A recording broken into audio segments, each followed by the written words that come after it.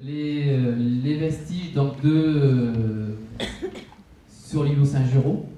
On va voir que les vestiges sont assez complexes. Un petit peu d'histoire pour replacer tout ça. Vous savez donc en tant que Coriacois que Géraud a fondé une abbaye à la fin du IXe siècle sur des terres familiales, sur les terres donc, léguées par son père, et notamment donc, le château de Saint-Étienne et toute la plaine qui borde la rive droite de la Jordanne. Ce personnage appartenait à ce qu'on appelle la familia royale à l'époque, hein, donc il était au sein des grands noms du royaume de France notamment, de Guillaume le Pieux, qui fondera plus tard donc, l'abbaye de Cluny. Donc c'est un personnage extrêmement religieux. Épris de religion, il voulait même donc être moine. On le voit sur la petite enluminure ici, où il porte, donc il s'est fait tondre les cheveux. Mais un ami évêque l'a persuadé de rester dans la vie pour gérer toutes les affaires courantes, je dirais les affaires familiales, puisqu'il avait de fortes responsabilités laïques. Il a donc réalisé de nombreux voyages à Rome notamment, et il a donc décidé finalement de fonder une abbaye sur ses terres familiales. Cette abbaye a connu donc dès l'époque carolingienne un réel succès. On construit une nouvelle église en 972. On en construit donc une autre à la fin du XIe siècle, en 1095. Preuve donc de ce succès croissant, puisque c'est le pape Urbain II qui, de retour de la prêche donc de la première croisade à Clermont-Ferrand en 1095, s'arrête à Aurillac pour consacrer l'église. Entre-temps, vous voyez donc la renommée de cette abbaye et donc de son école monastique, de sa notoriété culturelle. Il y a un moine donc, que vous connaissez tous, hein, le moine Gerbert, qui va connaître, je dirais, un grand succès puisqu'il deviendra donc pape hein, sous le nom de Sylvestre II, et c'est le pape Roland 1000. Alors c'est un très grand intellectuel, un très grand scientifique, et donc il est extrêmement connu pour ses réalisations scientifiques, notamment et culturelles. Donc à la fin du XIe siècle, une grande étape, on va le voir où on a effectivement donc, dans l'abbatiale des vestiges de cette époque-là. Et puis donc tout de suite après, ou dans cet élan de reconstruction et de monumentalisation de l'abbaye et de ses vestiges, au début du XIIe siècle, l'abbé fait reconstruire les monuments, les bâtiments conventuels, donc les bâtiments qui servaient à la vie des moines, à la vie commune des moines, puisque ce sont des moines qui vivent sous la reine bénédictine. Donc c'est une communauté avec un réfectoire, un dortoir, un scriptorium, donc une école monastique, on en a déjà parlé. Et donc au début du XIIe siècle, on a donc un texte qui nous dit que l'abbé refait les bâtiments, cette fois-ci en pierre, puisqu'auparavant ils étaient en bois. Ça, c'est donc uniquement les textes, hein, pour l'instant, qui nous disaient ça. On voit du point donc le château de Saint-Géraud ici sur une vieille carte postale qui nous montre bien donc la proéminence de ce site-là, qui est un site de hauteur et qui dominait la plaine donc de la Jordanne, qui est donc le siège familial de Géraud. Et on le voit ici sur des représentations d'époque moderne où il vient offrir donc l'abbaye au pape, hein, puisque l'abbaye dépend directement du Saint-Siège. Ça ne dépend pas du roi de France, ça ne dépend pas de l'évêque. Ce qui a fait donc aussi une partie de sa richesse. Une autre date importante à retenir, c'est 1561, c'est la sécularisation donc, de l'abbaye, c'est-à-dire qu'on enlève les moines bénédictins pour les remplacer par des chanoines, qui eux ne vivent plus en communauté, donc ils vivent dans le siècle, hein, donc ils ont des maisons individuelles, et du coup c'est vrai que le souci d'avoir des bâtiments communs n'est plus à l'ordre du jour. Il n'y a plus de dortoirs communs. Les chanoines donc, ont leur propre maison, leur propre jardin, etc. Donc il y a aussi une désertion un petit peu donc, des bâtiments conventuels. L'autre date, donc, que je n'ai pas marquée ici, est évidemment 1569. 1569, avec donc la prise de la ville par les protestants, qui vont rester pendant 1 an et demi, et qui vont donc, ce sont les textes qui nous disent ça, donc il faut toujours être vigilant au texte, et toujours avoir un esprit critique par rapport au texte. Donc les protestants auraient saccagé les édifices religieux de culte catholique, notamment donc évidemment les bâtiments conventuels et l'église. Et l'église qui restera mutilée jusqu'au 19e siècle du passage donc, des protestants. Vous avez ici donc un détail d'un tableau qui est conservé donc, dans le musée d'Aurillac, où on a donc toute la nef et le portail occidental qui ont été tronqués, qui ont été détruits par les protestants, et où subsiste que la croisée du transept et un bout de la nef.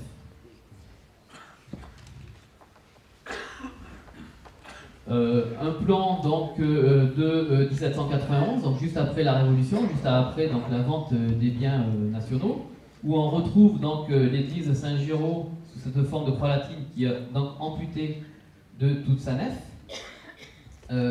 qui donne donc un état de lieu, c'est le premier plan que l'on est, de Saint-Géraud, et qui nous montre bien non seulement que le bâtiment est mutilé, mais aussi que, vous voyez, ici, il n'y a aucun édifice. Vous avez la boucherie, qui est aujourd'hui dans la halle au fromage, la rue du Buis, la rue du Monastère. Donc, en 1791, il n'y avait aucun édifice qui était présent en élévation.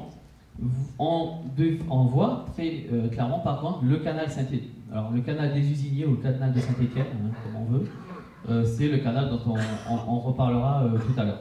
Donc, aucun édifice, que des jardins. Là, depuis donc, le XVIIe siècle, on a énormément de jardins sur l'emprise des vestiges de... sans l'emprise des vestiges des bâtiments conventuels, du cloître, donc que des parterres de terrain, ici des arbres. On voit donc le canal qui est coupé à plusieurs endroits. Il s'agit donc de passages, de ponts, et notamment ici c'est l'un des ponts que l'on peut voir. Donc ces réalisations sont des réalisations très récentes en ce qui concerne donc les ponts que vous, je suppose, vous avez pu voir. Donc, M. Létarié vous parlait donc de la prescription de l'État suite au diagnostic donc, de l'INRAP, de l'Institut National de Recherche en Archéologie Préventive. Donc, la prescription concerne ce périmètre-là, donc 2000 m², donc l'espace dans lequel donc, nous intervenons, Mosaïque Archéologie et Acter. Donc, nous avons commencé le chantier le 28 octobre. Voilà, donc ça fait 3 mois à peu près que nous y sommes. Voilà, donc le premier jour, une petite diapo souvenir, où il y avait encore l'école qui était en cours donc, de démolition. Et nous, donc, notre intervention ici, vous reconnaissez donc le transept sud, le chevet et donc le contrefort arc-boutant ici. Dès le premier jour, donc, nous avons ouvert un grand espace, nous avons retrouvé, qui n'était pas une grande découverte, le canal des usiniers, parce qu'on savait qu'il était là, on l'avait sur les plans, c'était pas très compliqué. Et ici, donc, un important niveau de démolition, et c'est là où tout commence, puisque lors d'un coup de pelle mécanique, nous avons sorti donc, cette base de colonnes. Voilà. Donc cette base de colonnes, et en fait, nous sommes sur cette pièce que vous connaissez tous si vous êtes venus voir le chantier depuis le parking paroissial. Donc nous étions le premier jour ici, et les bases de colonnes qui apparaissent maintenant ici. Voilà. On reviendra sur cette pièce, sur son interprétation et voilà, sur sa fonction.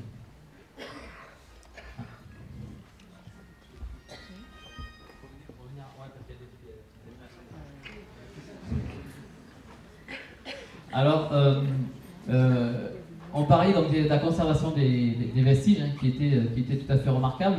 Ici, une vue caractéristique, je dirais, avec donc, des élévations de plus de 2 mètres de haut, des colonnes, elles aussi en élévation, les petits ponts du canal Saint-Étienne. Voilà, donc vous voyez qu'on a un espace extrêmement riche, qui foisonne en structure maçonnée.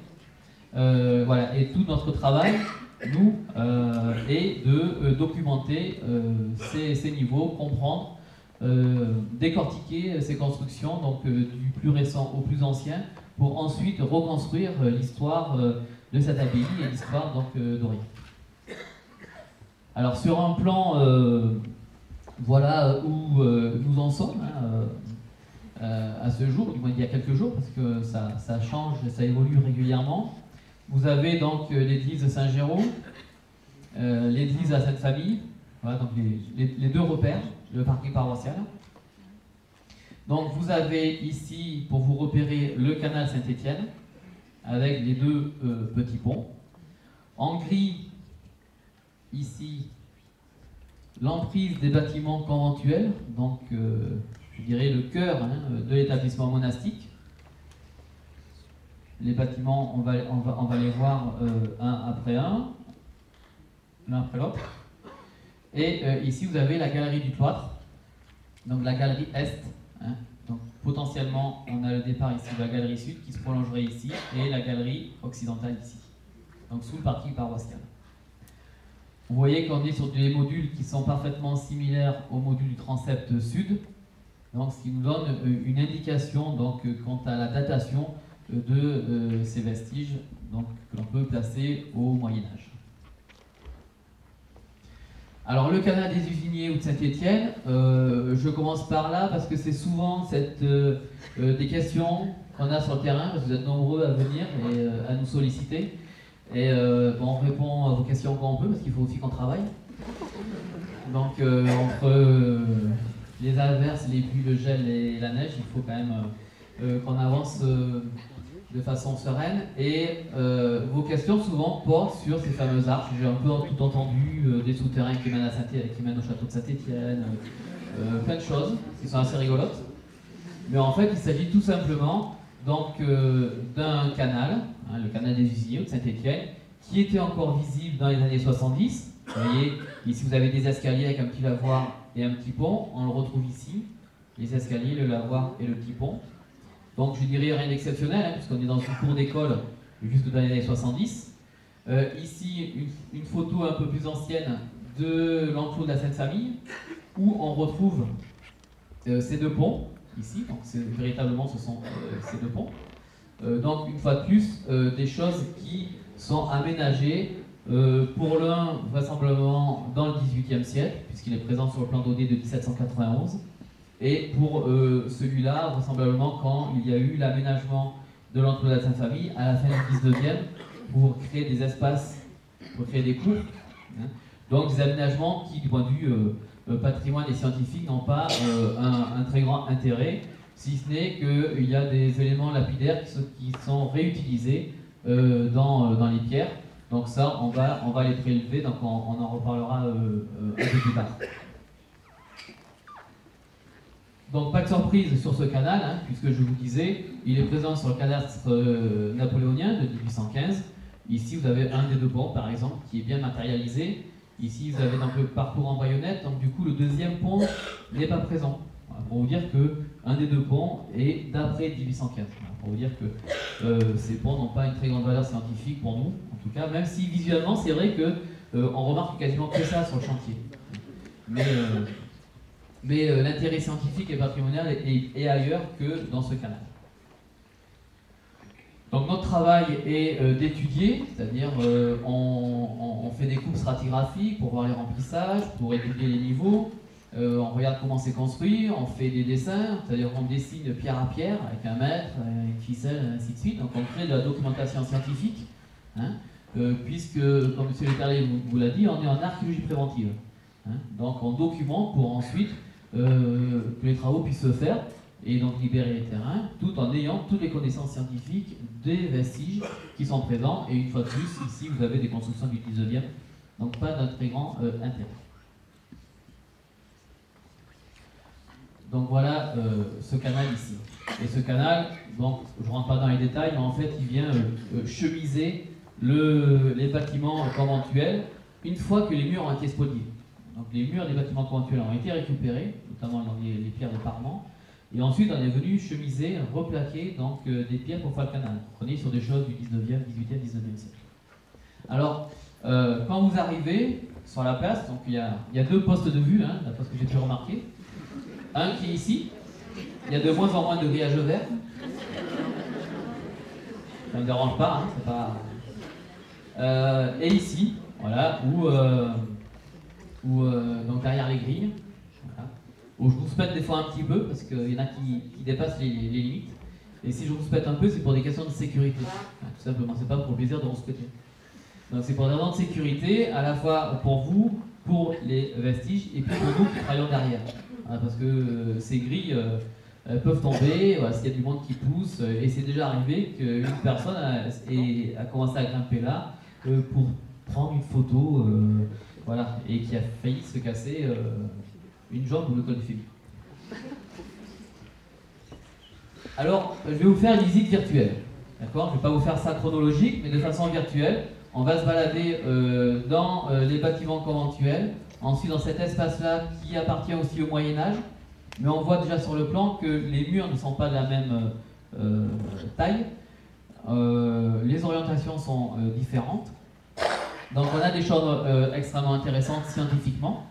Mais on verra, donc du point de vue visuel, spectaculaire, on est là sur de l'archéologie préventive classique, comme disait M. Létari tout à l'heure, avec des arrases de murs, des murs qui font 50 cm de haut, des choses qui ne sont pas très spectaculaires visuellement, mais scientifiquement, qui pour nous seront extrêmement intéressants et enrichissants pour l'histoire d'Aurillac à documenter. Et puis donc, il y aura une autre partie ici, donc, qui est d'époque plus récente, entre le 14e et le 18e.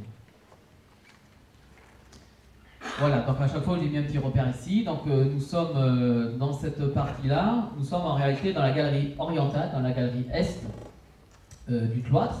Cette galerie, donc lorsque nous avons commencé à la dégager, était bien matérialisée par une toiture qui était effondrée ici, avec donc vous voyez tous ces fragments de tuiles. Mais voilà, là nous sommes sur un niveau d'abandon qui est extrêmement tardif, vraisemblablement du XVIIe siècle. Alors, une fois que nous avons enlevé ces niveaux donc, de réoccupation, plus que d'abandon, c'est vraiment un niveau de réoccupation de ce secteur-là, on a dégagé une partie du sol médiéval, qui n'est pas le sol primitif, mais qui est un sol à placer entre le XIIIe et le XVe siècle. Il n'en reste que ça. Sur l'ensemble de la galerie, il ne reste que ce mètre carré pour l'instant. Enfin, de toute façon, il n'en restera que ce mètre carré, puisque là, on est déjà dessous. Il ne reste qu'un mètre carré de pavement du Moyen-Âge.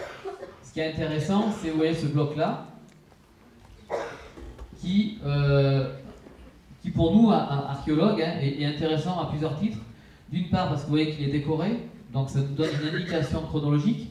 C'est une base donc, de colonnes que l'on attribue donc à l'art gothique. L'art gothique entre le XIIIe, et le problème c'est qu'en milieu rural, il perdure très longtemps. 16e, 17e siècle, et même au 19e, on refait de toute façon du gothique et le néo-gothique. Donc, toujours un problème de datation. Néanmoins, c'est quand même un élément qui nous permet de dire qu'on est après le XIIe siècle, donc après la mise en place des bâtiments conventuels, notamment, je vous ai dit, donc, au début du XIIe siècle, après la consécration en 1095 de l'église, on refait les bâtiments entiers, donc on est après cette phase-là, et on voit que ce pilier est inséré dans la maçonnerie. Donc on vient casser le parement, on vient casser le sol, et on vient donc reprendre en sous-œuvre ce mur-là pour insérer ce pilier. Et ce pilier, en fait, marque la retombée de voûte d'arête. Ici, on a les nervures qui se sont effondrées suite à l'abandon des bâtiments. Donc, vous voyez, là-bas, on avait une base, et ici, vous avez un autre élément, et le début donc, de la colonne, qui après se terminait par donc, ces nervures. Vous avez ça dans tout ce qui est gothique, dans l'église de Saint-Jérôme, vous avez donc énormément de voûtes gothiques avec donc, ce type de nervure. Ce qui est intéressant, à chaque fois, donc on voit là qu'il s'agit de reprises de la maçonnerie, donc ce ne sont pas des éléments architecturaux d'origine. Ce qui est intéressant, c'est lorsqu'on couple ça avec les données historiques, on sait qu'en 1518, les moines passent chez le notaire pour dire que les bâtiments conventuels sont de plus en plus dégradés et qu'ils ont du mal à utiliser donc, le dortoir, le cloître, le réfectoire. En 1530, rebelote. Donc en 1530, cette fois-ci, par contre, lors d'un chapitre, l'abbé décide donc d'investir en quelque sorte et de réaménager les bâtiments conventuels. Et on peut du coup associer peut-être donc cette année 1530 à cette phase de réfection, donc notamment du cloître et aussi, on le verra plus tard, des bâtiments conventuels, puisqu'il y a une grande phase de travaux dans ces bâtiments conventuels. Alors, on sort donc de ce couloir et on va dans cette grande pièce que vous connaissez tous avec cette calade. Donc ce sol que vous voyez là, alors contrairement à ce que j'ai entendu, c'est pas nous qui l'avons fabriqué, j'ai aussi entendu ça. On ne s'amuse pas à fabriquer, à poser des galets. Donc c'est un sol qui appartient à une phase de réaménagement aussi vraisemblablement du XVIe siècle. Voilà. Alors, on a toujours du mal en archéologie, on fait beaucoup d'hypothèses de travail pour avancer. Donc on les démonte ou on les consolide au fur et à mesure du temps. Mais on est voilà, sur l'idée qui se vérifie, je dirais, tous les jours, d'un réaménagement à l'époque moderne. C'est-à-dire qu'il ne s'agit pas du sol primitif de cet espace-là, qu'on arrive à déterminer maintenant, donc je vous en parlerai tout à l'heure. Cet espace-là, donc, vous voyez, on avait donc les bases de colonnes, on en a d'autres. Au milieu, alors, ce sol il a été perturbé par la plantation de 2 arbres. Vous voyez un petit peu, vous imaginez au bord des voies pavées, souvent les arbres, enfin les platanes, hein, ils viennent soulever les pavements. Et là, je ne dis pas que c'est des platanes. Je dis qu'il y a des arbres qui ont été plantés dans cet espace-là et on voit donc la calade qui est toute bouleversée, toute soulevée. Donc il y a eu une plantation vraisemblablement de 2 arbres. Et ils ont planté 2 arbres et ça correspond en fait peu ou prou à l'implantation de 2 piliers, 2 gros piliers. Donc on en a retrouvé un ici en faisant un sondage, ce qui va permettre, donc, on le verra un peu plus tard, de restituer la morphologie de cette pièce. Donc voilà un état, alors c'est vrai que c'est joli, hein, mais ça reste une calade du XVIIe. Et ce qui nous intéresse et ce qui nous est demandé par l'État, c'est de voir ce qu'il y a dessous, voilà, pour comprendre la genèse du site et son évolution. Donc on va notamment, on verra sur la diapo, une autre diapo, donc enlever la moitié de cette calade pour essayer d'accéder au sol primitif, hein, au sol médiéval. Et pourquoi pas voir ce qu'il y a encore dessous, sous le sol médiéval. Donc on a commencé à faire des petits sondages pour l'instant pour savoir, pour apprécier la puissance stratigraphique, hein, pour apprécier donc l'épaisseur des sols. Ici, donc, dans un des trous d'arbres, on retrouve donc une des bases de piliers dont je vous ai parlé à l'instant. Donc on a une grosse base de piliers, vous voyez, ça c'est l'échelle, ça fait 50 cm. Et un sondage dans l'angle, ici, nous permet de voir qu'il y a donc ce gradin sur donc, lequel reposent les bases de colonnes. Mais il y a aussi, vous voyez, des pierres qui sont fichées, ici, avec donc, de la maçonnerie qui fait un angle. En fait, il y avait un second gradin, ici. Alors, on n'a pas pu descendre plus bas parce que ici, le sondage est trop exigu, mais donc on le fera au mois de mai-juin. En tout cas, donc, on a un bâtiment. On a un bâtiment qui possède donc des colonnes donc, sur le pourtour de l'édifice, 2 piliers centraux. On sait qu'il y a au moins 2 gradins, il y a 2 à 3 gradins, donc des espaces où on peut s'asseoir. On est à proximité, donc au plus près de l'abbatiale Saint-Géraud, ce qui nous permet donc d'identifier cette pièce à la salle capitulaire, hein, même si on n'a pas trouvé, il n'y a pas marqué salle capitulaire à l'entrée.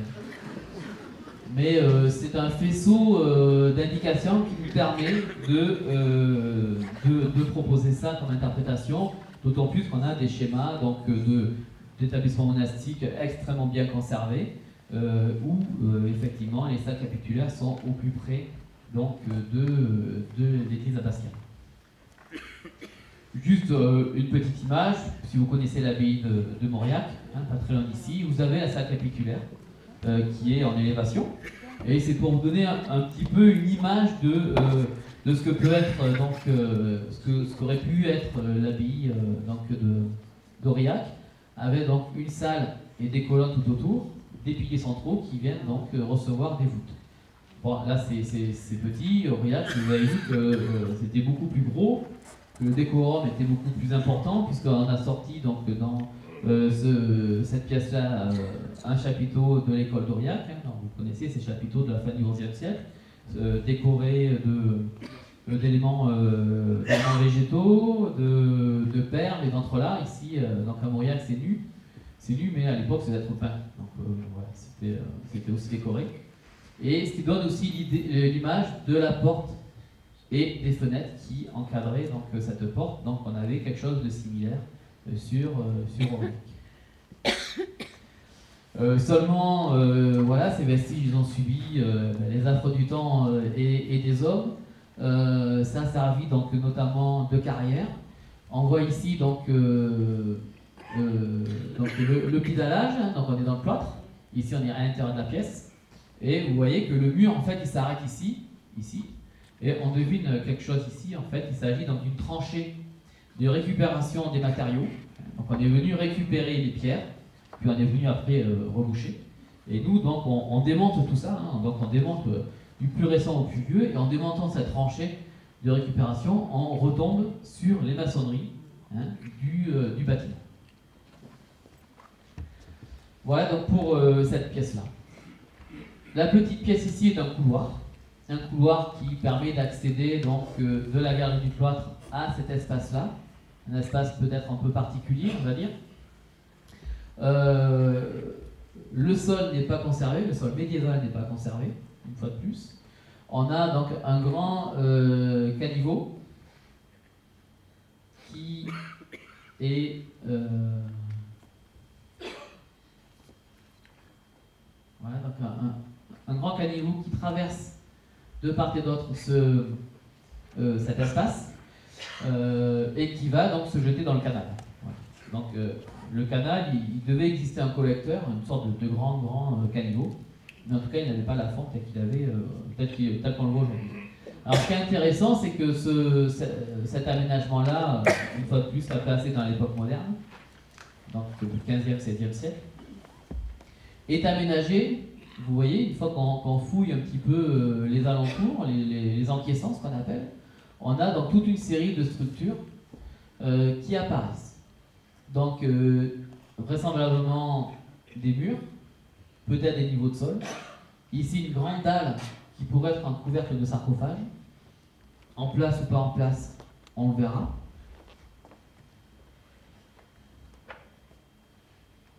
Donc, ici, vous voyez, on a une belle dalle qui est une dalle de sarcophage. Maintenant, reste à savoir si elle est en place ou si elle a été réutilisée, hein, puisque ça fait donc une grande superficie. Et ici, donc, voilà, donc l'emplacement du sarcophage et l'emplacement de structures antérieures donc au bâtiment conventuel. Hein. C'est là vraiment où on apporte vraiment quelque chose de nouveau. Alors, non seulement, les bâtiments conventuels, on savait qu'ils étaient là. Je l'ai dit tout à l'heure, ce qui dénotait, c'était les niveaux d'élévation, de conservation. Mais le double intérêt ici, c'est que nous avons des niveaux antérieurs. Ici, donc c'est là où on a le plus d'élévation. Hein. On a 2,50 m à peu près d'élévation, avec donc le départ d'une fenêtre ici, et on a une porte ici. La porte et la fenêtre sont des aménagements qui arrivent dans un second temps. C'est-à-dire que à l'origine, on a un bâtiment avec ce gros appareil, ces gros blocs. Les colonnes ne sont pas non plus là. Ce n'est que dans un second temps où on vient mettre en place ces colonnes. On vient creuser donc les parements pour insérer les moulures des colonnes. Donc on est vraiment là dans l'optique de la mise en place d'un décorum vraiment particulier de cette pièce-là, avec donc une fenêtre ici et une porte ici. Donc on reconfigure totalement cette pièce-là. Et cette pièce-là, elle n'est pas sans rappeler la petite pièce, la petite salle capitulaire justement de Mauriac. Alors justement, est-ce qu'on n'est pas là dans des réaménagements du 16e, pourquoi pas lorsque les chanoines donc, arrivent et remplacent donc, les moines, ils n'ont pas besoin d'un grand espace comme ça, puisque autant les moines ils étaient une petite quarantaine, autant les chanoines sont beaucoup moins. Il y a peut-être là une volonté de réaménagement des espaces conventuels hein, qui étaient liés à la vie en communauté, à la reine bénédictine, d'avoir donc des grands espaces et des espaces communs. Voilà donc une vue un peu plus en détail de ces colonnes qui, c'est vrai que ça fait toujours un peu spectaculaire hein, de voir des colonnes en place. Donc ici vous avez une mire hein, qui vous donne l'échelle, on a 1 mètre d'élévation ici. Alors vous voyez que ce sont des gros blocs, mais le matériau n'est pas de bonne qualité, je dirais, pour être mis comme ça à l'air libre. Donc c'est de brèche volcanique, donc un matériau extrêmement gélif. Et du coup, vous voyez que les matériaux donc, partent en sape, hein, carrément ici, c'est même dangereux pour nous parce que les blocs ne font que 25 cm d'épaisseur, c'est vraiment pour faire beau, vraiment pour le décorum de cette pièce-là. Et vous voyez qu'ici, par exemple, cette pierre-là, elle ne repose plus que sur 10 cm à peine. Donc, et tous les jours, donc, avec le gel et la pluie, et il pleut un peu, dans la capitale du parapluie. Ah, elle était facile, ça va. Mais il fait pas froid. Il fait pas froid. Donc, en fait, on a beaucoup de pluie, comme vous avez pu le constater, et quand il n'y a pas de pluie, donc il fait beau. Aujourd'hui, c'est vrai qu'il fait très beau. Ça, on va dire qu'on arrête le chantier pour intempéries, mais c'est le jour le plus beau qu'on ait eu depuis qu'on est là. Le problème de l'eau, c'est que ça rentre dans ces pierres-là, et dès qu'il ne pleut pas, il fait beau, on est en hiver, il gèle, et boum, tout éclate. Et donc du coup, vraiment, là, ça met vraiment en péril les vestiges, et puis notre sécurité aussi, hein, par la même occasion.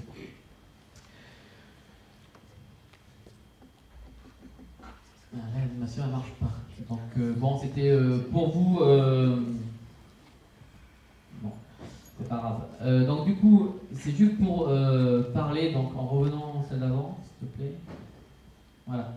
Pour vous parler donc quand on a un élément comme ça, ce qui est difficile pour les archéologues, c'est de dater. Hein, parce que l'histoire de l'art, c'est pas toujours évident, donc la typologie comme ça, d'avoir une base comme ça, on nous apporte un truc, on nous dit de quand ça date. De quand ça date, c'est pas toujours facile.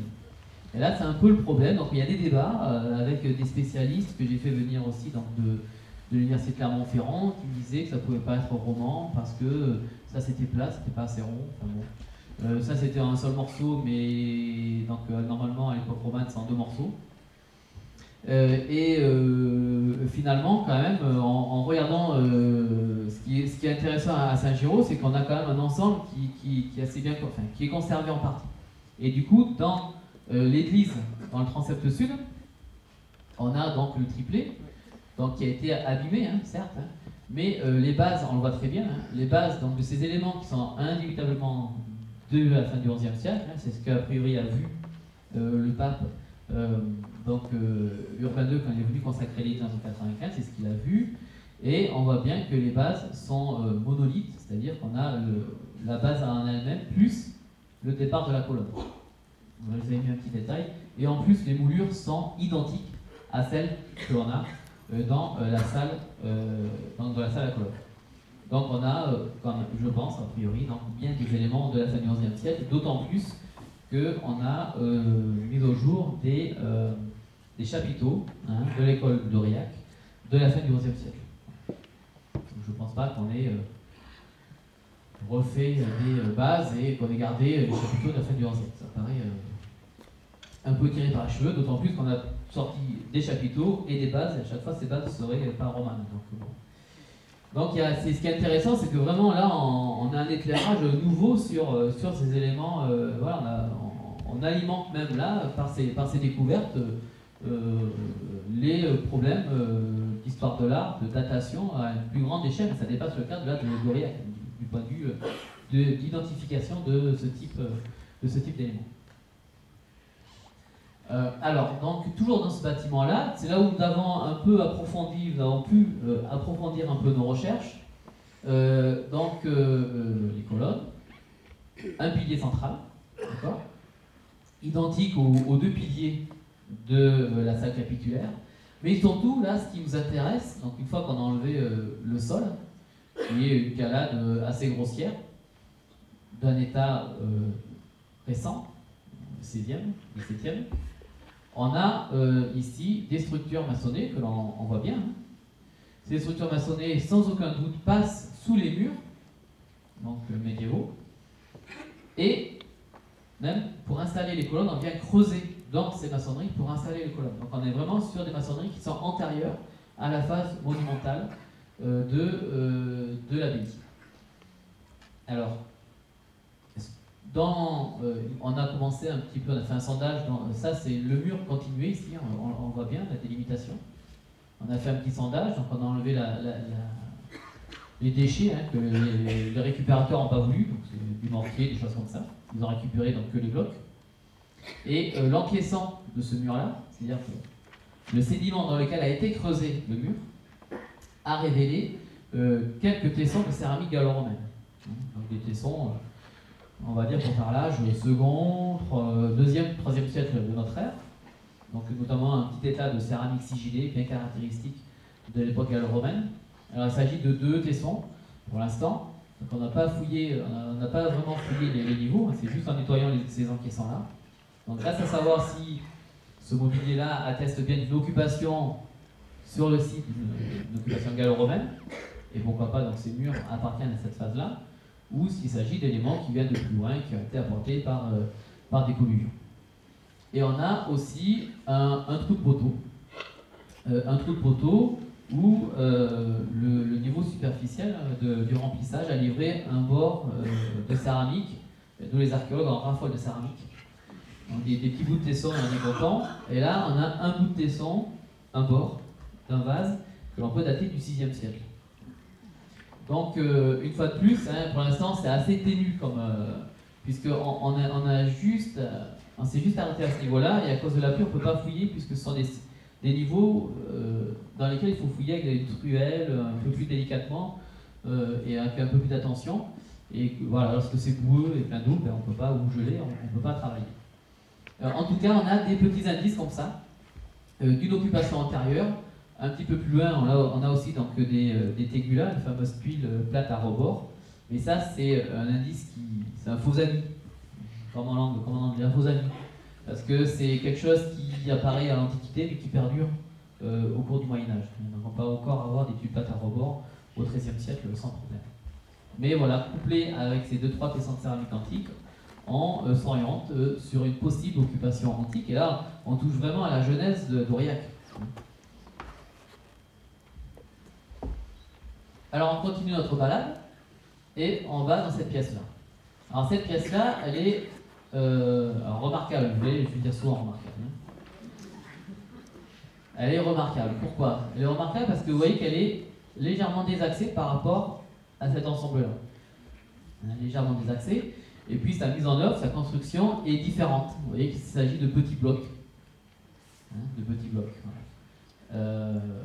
Un bâtiment, depuis le début du chantier, quand on voit, on se disait toujours entre nous, mais ce genre de mur-là, on le trouve en milieu rural, au fond d'une tranchée, on dirait que c'est antique, on dirait que c'est gallo-romain. Mais bon, ça nous paraît quand même assez présomptueux de se dire qu'on a un mur antique qui est encore en élévation au XIe, XIIe siècle. Mais on a quand même des indices qui poussent dans ce sens-là. Vous voyez l'appareil ici extrêmement régulier. On a 3 mètres d'élévation, ici. On est donc à proximité des éléments antiques trouvés. On est donc sur un édifice qui est antérieur à ces bâtiments-là. Et donc je reviendrai à la diapo d'après pour pousser dans le sens de l'ancienneté de cet édifice. Alors, ça c'est le sol à l'époque médiévale. Vous voyez que ce sol est constitué donc de dalles avec une multitude donc, de trous, de mortaises, pour une architecture de bois, donc des petits poteaux, donc à espace régulier, tous les 1 mètre, 1 mètre 50, et puis toute une série ici, tous les 50 cm, avec des ancrages dans le mur. Donc cette pièce-là nous laisse un peu perplexe pour son interprétation. On est peut-être sur des aménagements en bois, des supports pour des foudres, pourquoi pas. Donc on serait potentiellement dans un cellier. Ça, on verra, je dirais, dans la phase d'après-fouille, ce qu'on appelle la post-fouille, donc l'étude de la documentation que l'on crée. Cette documentation, elle passe notamment par de la photographie, par des dessins ici, pierre à pierre, qui retranscrivent sur papier donc, ce que l'on voit, parce que sur les photos, on ne voit pas toujours ce qu'on veut, bien. Donc là, on voit bien, on peut insister sur certains faits. Et ensuite, ça nous donne un document graphique qui permet de travailler avec donc, des chercheurs, d'autres personnes, de confronter ça, d'informatiser tout ça et de proposer donc des interprétations, je dirais, un peu plus solides que des interprétations sur le terrain, comme ça, qu'on a les pieds dans l'eau et qu'on fait 10 brouettes dans la journée. Donc bon, voilà, on a des sentiments comme ça pour avancer, pour se dire ben ça c'est peut-être ça, il faut peut-être prendre ce sondage de cette manière-là. On réajuste toujours, mais l'interprétation finale ne se fera que dans quelques mois. Donc, tout ce qu'on vous propose ici, il ne s'agit que d'interprétation, je dirais, sur le qui-vive, sur le terrain. Dans cette pièce-là, on a soulevé quelques dalles et on est allé voir ce qui se passait dessous. Parce que vous avez vu que d'un côté, il y avait 3 mètres d'élévation et à l'intérieur du bâtiment, on n'avait qu'1 mètre. Donc, on avait donc l'opportunité d'aller voir ce qui se passe dessous et 1 mètre plus bas, grosso modo, on a des niveaux d'occupation, charbonneux, des lits de mortier, et on a donc une fosse ici et une seconde fosse donc ici. Ces fosses, en fait, sont des sépultures, et en fait, sont des sépultures en sarcophage. Alors, vous voyez ici donc un bout du couvert. Alors, on a creusé donc, dans le sédiment, on a perturbé des sépultures, on a creusé, on a perturbé des sépultures, et on a, alors, soit on a perturbé des sépultures, soit on a vidé le sarcophage, des ossements qui étaient là, et on les a mis ici, entre donc, la tranchée de creusement et le sarcophage. Donc vous avez des fémurs, des tibias, des crânes. Souvent on récupère que les os longs, donc tous les os longs, le bassin et le crâne, et on range tout ça. Vous voyez que c'est assez bien rangé. Ça a l'air d'être un peu bazar, mais c'est assez bien rangé quand même. On a les 2 crânes qui sont là, on a les os longs, on a le bassin, voilà, c'est un peu rangé. Et ici, donc, vous apercevez donc, le couvert du sarcophage et vous apercevez aussi tout notre souci, c'est la nappe phréatique. Voilà. Donc là, il s'agit uniquement du couvercle. Donc vous imaginez que la cuve et le monsieur ou la madame qui est dedans, il est en train de faire le petit baignard. Donc les pluies non seulement nous embêtent un petit peu parce que c'est boueux, mais aussi parce qu'il y a la nappe phréatique qui est assez haute dans ce secteur-là. Donc il y a 2 phénomènes qui convergent et nous au milieu. Et du coup on a les pieds dans l'eau et ben, eux aussi. Mais eux ça les embête moins. Donc c'est une des raisons pour lesquelles, on vous expliquerait dans le calendrier d'intervention, on va un peu stopper notre intervention ces prochaines semaines. En espérant que les niveaux descendent, voilà, pour intervenir de façon plus satisfaisante, puisque là on est bloqué. Pour descendre plus bas. Alors, ce qui est intéressant, c'est que donc l'autre sarcophage est ici, on l'a dégagé aujourd'hui. Voilà, alors lui il baigne vraiment dans l'eau, parce qu'on a enlevé une partie de la couverture. Donc ça fait... et ce qui est intéressant, c'est que ce sarcophage-là, il est placé contre le mur, donc parallèle au mur, ce petit mur qui nous paraît ancien. Ce qui veut dire que le mur est antérieur au sarcophage. Le mur préexiste à la mise en place des sarcophages. Et du coup, si on arrive à dater, en datant donc, les ossements, en datant la forme du sarcophage, surtout que le sarcophage qui est ici a l'air d'être plus ancien que les sarcophages médiévaux qui ont pu être dégagés au chevet de l'église de Saint-Géraud, donc des sarcophages du, on va dire, 11e, 12e, on pourrait être sur des sarcophages du haut Moyen-Âge, pourquoi pas mérovingiens, et donc vraiment sur un bâtiment qui est extrêmement ancien. Prolongeons un petit peu notre parcours ici. Vous avez donc notre bâtiment qui est désaxé, et ici cet espace-là, vous voyez donc une vue zénithale, une vue d'en haut, et on voit dans toute la complexité des structures. Donc en cours de fouille, donc, notre travail c'est de décortiquer ça, hein, d'enlever les éléments qui viennent se rajouter pour pouvoir retrouver les choses anciennes. On a ici donc un angle du bâti médiéval, ici, et ce mur-là, donc ici. Alors vous avez une porte ici, mais en fait cette porte-là, c'est un rétrécissement d'une porte médiévale qui est ici, entre là et là. C'est-à-dire qu'on avait une porte de 2 mètres et quelques de large, et on est venu à l'époque, à la fin du Moyen-Âge, 14e, 15e siècle, réduire cet espace, donc un changement de fonction vraisemblablement de cet espace-là à la fin du Moyen-Âge et tout au long de l'époque moderne. Ici, donc, doublement intéressant, donc cette porte-là, en bas l'appareil, hein, on retrouve ici, donc ça c'est un pied droit, un bel appareil là, donc on est sur cet espace-là. L'angle qui est ici, alors on a le trou, ce qu'on appelle le trou de barrage. Le trou de barrage, c'est le trou où on met la petite poutre, hein, le petit bout de bois qui permet de fermer la porte et qui permet de coulisser. Et on se demandait ce que c'était, hein, il y avait un trou là, de 2 mètres de long, et en fait ça correspond bien à l'emprise de la porte médiévale, ici de 2 mètres de large. Dans cet espace-là, on a des niveaux de sol très charbonneux et très riches en déchets de bronze. Donc on avait peut-être une activité métallurgique autour du cuivre, de l'alliage cuivreux, dans cet espace. Ce qui est doublement intéressant ici, c'est... non, pardon. Encore. C'est que sous ces sols liés à cette pièce-là, on a un sarcophage. Donc on a un lieu funéraire antérieur à la mise en place de ce bâti-là médiéval. Alors, maintenant on passe de l'autre côté du canal. Alors normalement, on devait s'occuper de ces bâtiments conventuels tout au long là, des mois de décembre et janvier pour le documenter au maximum et pour pouvoir l'ensabler et le protéger des intempéries. Malheureusement, les intempéries nous ont empêchés de travailler comme nous souhaitions.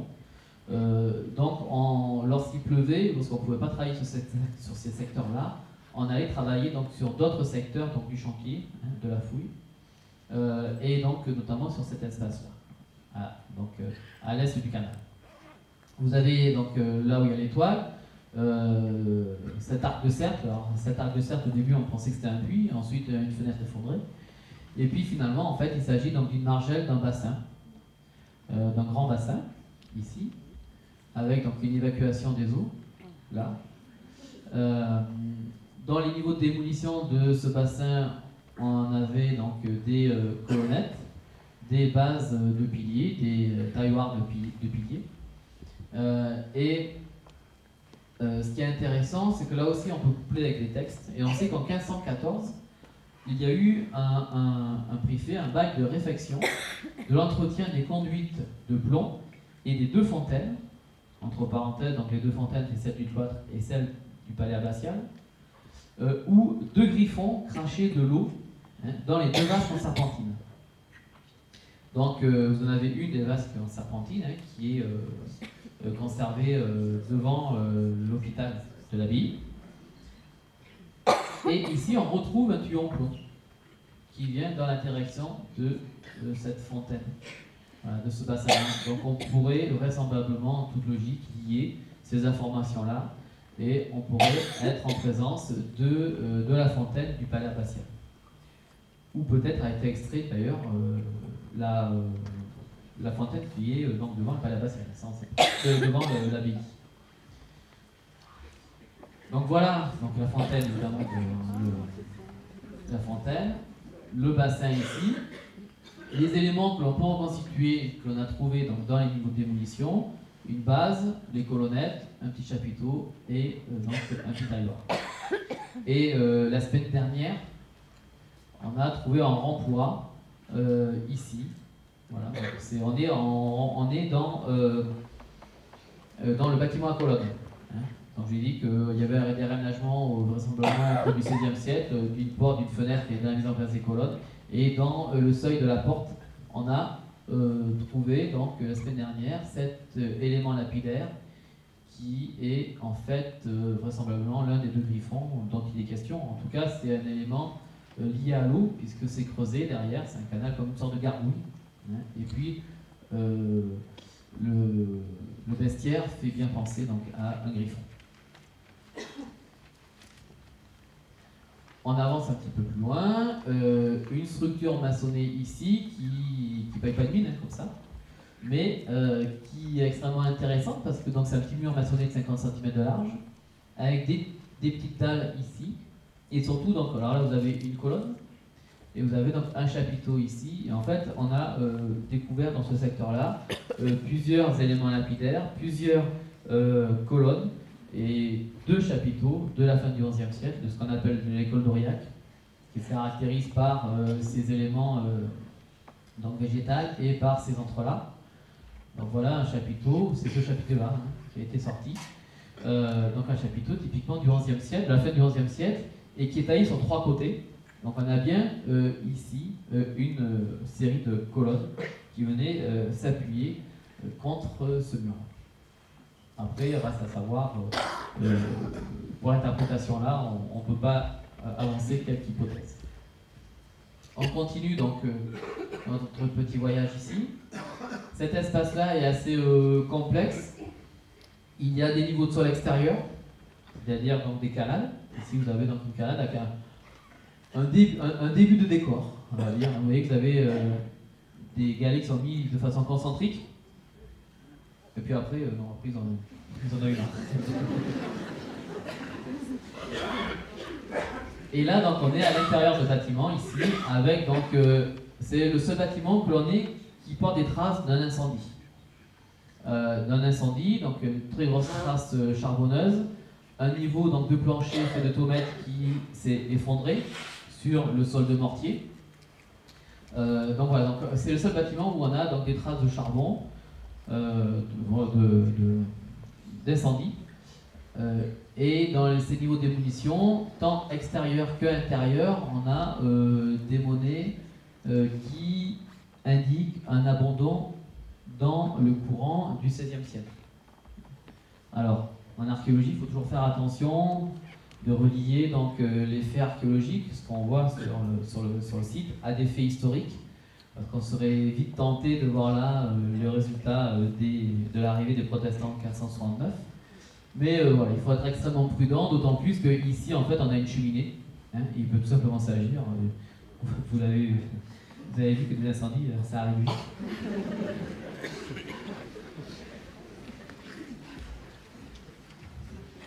Alors, ce bâtiment-là, c'est pas un terrain de basket, contrairement à ce que vous pouvez voir. C'est un petit bâtiment qui est donc coincé dans ce secteur-là. Donc, vous avez un petit mur ici. Un sol extrêmement décoré, fait de petits galets, de briques rouges et de dallettes de calcaire en blanc. Voilà, donc faut pas y chercher, faut pas y voir un décor particulier. Hein, c'est des cercles concentriques. Là aussi, alors soit il y a eu des mauvais calculs, mais autant là ça se répond, autant là on a une ligne ici, là ça se répond plus. En tout cas, on a un beau petit décor, une cheminée. Ici. Et voilà, on a le niveau d'effondrement avec donc, les tuiles. On a un étage puisqu'on a des tomates qui sont sur le sol, donc un étage sur plancher bois, et du mobilier archéologique qui vous permet de situer l'abandon de cet espace-là autour du XIVe siècle. C'est un abandon, hein, c'est pas, lui il n'a pas été détruit par le feu, on a abandonné ce bâtiment-là. Et il est intéressant quand on couple là avec les données historiques, puisque ici donc, vous avez la halle au fromage, anciennement donc, les abattoirs de la ville qui ont été créés avant la Révolution. Et on a donc le texte qui nous dit que l'abbé autorise les chanoines à louer cette partie-là donc, de l'enceinte de l'enceinte monastique à la ville pour mettre en place les abattoirs, et que c'est là où était l'infirmerie, l'ancienne infirmerie. Et puis on a d'autres textes par rapport au moulin qui est en bas, où on loue les jardins de l'infirmerie. Donc on sait que l'infirmerie médiévale s'est située là. Or là on a un bâtiment du XIVe siècle, un bâtiment qui a été tronqué ici par la mise en place de la halle au fromage, donc de la boucherie. Donc on a toutes les chances là d'avoir les restes de l'infirmerie médiévale, donc de l'abbaye d'Aurillac. Alors on va se déplacer maintenant dans ce secteur-là.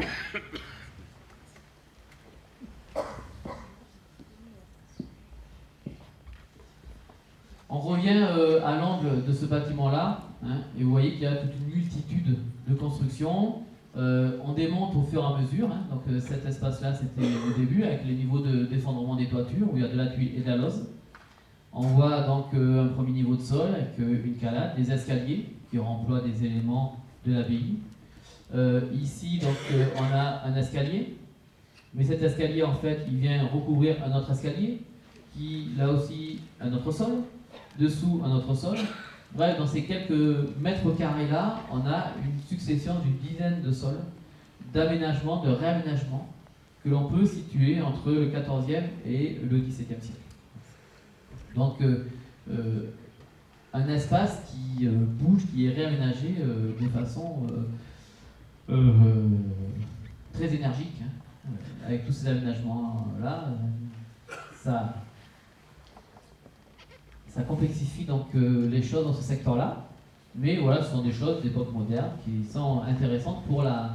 On est vraiment sur un espace particulier où on a eu là la volonté de pérenniser l'habitat, alors que le reste des vestiges vont être transformés petit à petit en jardin. Alors que là, on est sur des espaces qui vont être conservés jusqu'au début du XVIIIe. Donc un exemple ici, la porte, alors ça c'est la porte médiévale. Ensuite, elle est rétrécie. Ensuite, on voit qu'elle est comblée avec différents niveaux de sol. Chaque fois, c'est des niveaux de sol. Parce qu'on est venu construire derrière donc, un grand bâtiment qu'on a rasé. Il y a une rue, on a ouvert le bâtiment. Enfin, vous voyez, là, il y a eu de la vie. Ça a été c'est assez complexe. On a une petite, ici, au niveau de l'étoile, une petite calade qui a été aménagée. On est venu tronquer donc, la pièce où il y avait la porte médiévale. Et en remploi dans un pavé qui était donc retourné, on a un petit chapiteau d'une vingtaine de centimètres, un petit chapiteau donc médiéval, roman, 12e siècle on va dire. Bon, là il faut voir peut-être même un peu fin 12e. Bon, on verra ça, les spécialistes le diront. C'est un chapiteau historié, donc c'est le premier qu'on trouve sur Aurillac. Tout petit, d'un centimètre. On reconnaît ici le Christ bénissant, avec les deux doigts.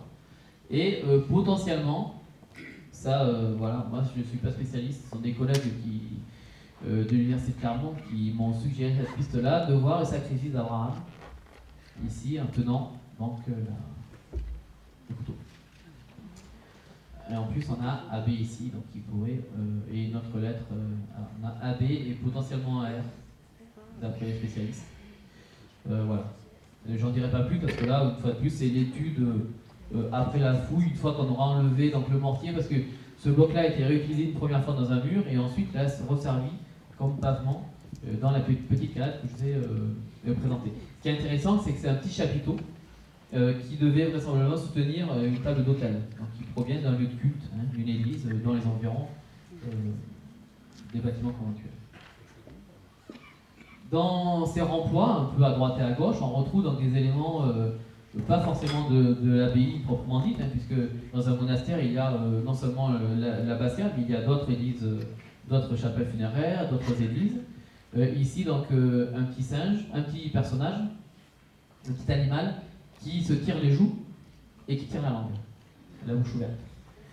Alors, c'est un modillon, Hein, ce moudillon, c'est un moudillon, alors c'est un corbeau, contrairement à ce qu'écrit les journalistes. C'est pas le corbeau hein, qui est représenté là. Un corbeau, c'est une pierre qui vient soutenir la toiture. Mais des fois, je crois que je suis clair, mais pas trop. Donc, le moudillon n'est pas un corbeau, est un corbeau, mais l'animal figuré n'est pas un corbeau. Voilà. Donc, c'est un petit personnage avec des petites oreilles ici, qui tire les joues et qui tire la langue. Voilà. Il a le petit tonneau comme Saint-Martin.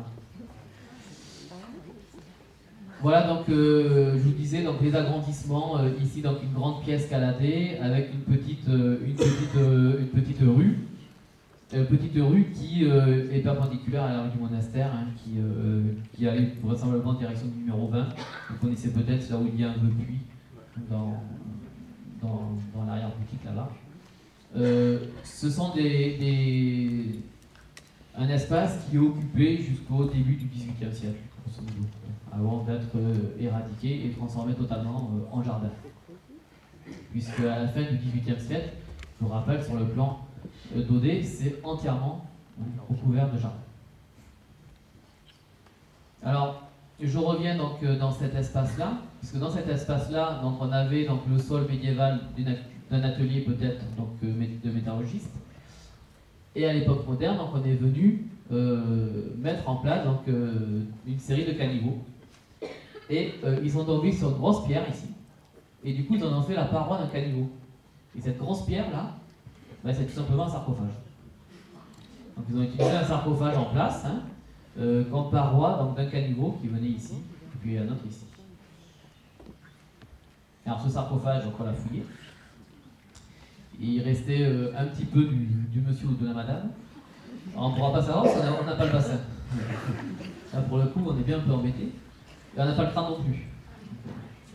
Il y a eu une sélection. Donc on a les moments inférieurs, c'est-à-dire les tibias ici et les pieds, et donc une partie du tronc cérébral et du bras droit. Alors ce sarcophage il a une forme particulière, ce qu'on appelle un sarcophage à logette céphalique. Vous avez ici donc un rond, ça peut placer le crâne, et ici donc les épaules tout simplement. Donc il a la forme un petit peu donc la forme d'un homme, et d'après la typologie donc établie dans la région, c'est quelque chose qui pourrait être daté du 10e, 11e siècle. Donc à voir si la cuve n'est pas en réemploi, parce que les cuves de sarcophage sont aussi réutilisées. Donc ça pose toujours des problèmes d'interprétation. Mais ce qui est intéressant, c'est qu'on a un sarcophage ici, on en a deux autres dans la pièce où il y avait donc les dalles.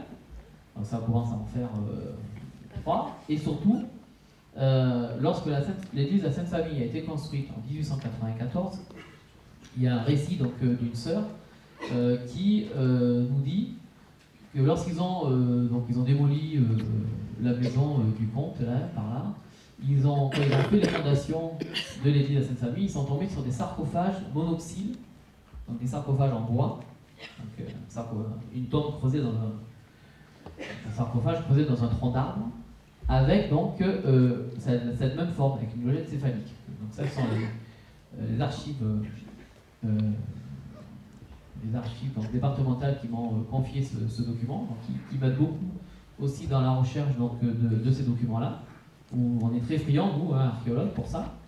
Elle continue la description des travaux, et elle dit qu'à l'entrée du chœur, ils ont trouvé des sarcophages en pierre, de même forme que les sarcophages en bois. Donc, des sarcophages comme celui que nous avons trouvé là.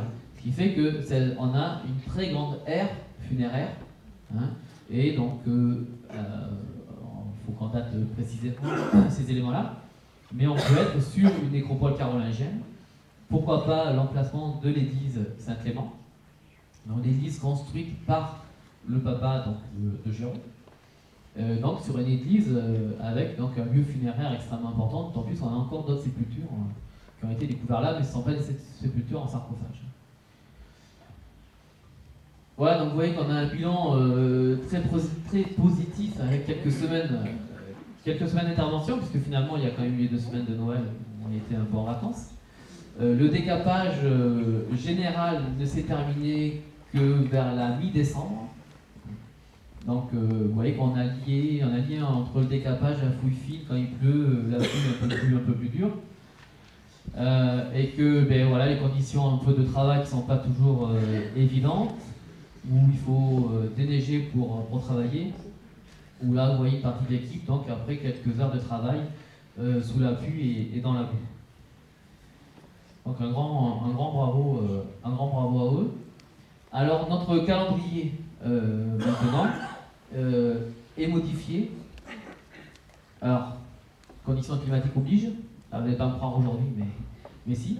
Donc on a eu beaucoup de pluie, je vous ai déjà dit, donc les problèmes que l'on a donc, de ce point de vue-là, entre la remontée de nappe phréatique, les niveaux qui sont totalement détrempés, donc nous ne pouvons pas intervenir. Donc nous allons arrêter le chantier de fouille la semaine prochaine pour mieux revenir. Donc nous revenons au mois de mai, donc j'espère qu'il sera meilleur. Quoi qu'on m'a dit l'année dernière, il neigeait au mois de mai.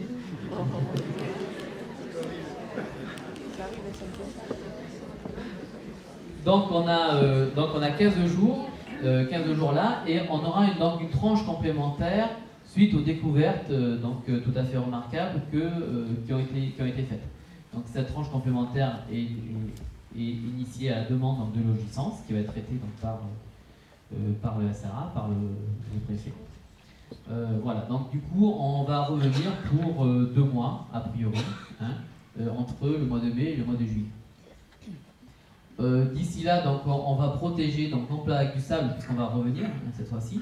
Donc on va protéger donc, les vestiges avec un isolant multicouche en aluminium, vous savez, c'est ce qu'on utilise pour les toitures, qui nous protège bien du gel. On a déjà expérimenté ça là, c'est moi là. Avant donc un ensablement, donc à la fin de l'opération, voilà. Pour protéger, toujours c'est dans l'idée de protéger donc, ces vestiges, parce qu'ils sont fragiles. Vous avez donc la majorité des constructions en brèche volcanique. Vous voyez ici l'état de dégradation, ça c'est prêt à tomber, je dirais. C'est que du sable.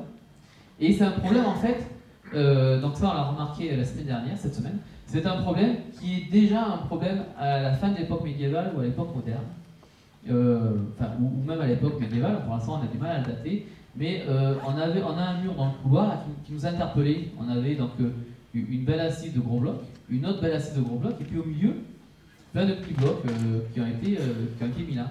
Et en fait, donc, en nettoyant bien donc, la structure, on s'aperçoit que déjà, il y avait des problèmes de conservation donc, des murs, puisque vous voyez que les parements ici ont été grignotés, et qu'on est venu plaquer des petits blocs de 10 cm pour soutenir, donc, pour protéger déjà les maçonneries, et pour soutenir donc, les blocs qui n'étaient pas dégradés au-dessus.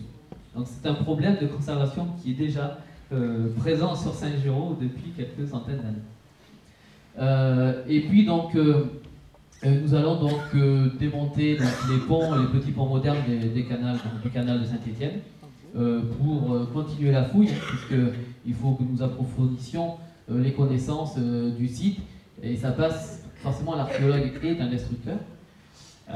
Et donc ça passe par le démontage de ces ponts qui, comme je vous ai dit au début, ne sont que des constructions du XVIIIe, voire du début du XIXe siècle, donc des éléments qui ne sont pas, qui n'ont aucune valeur patrimoniale et scientifique.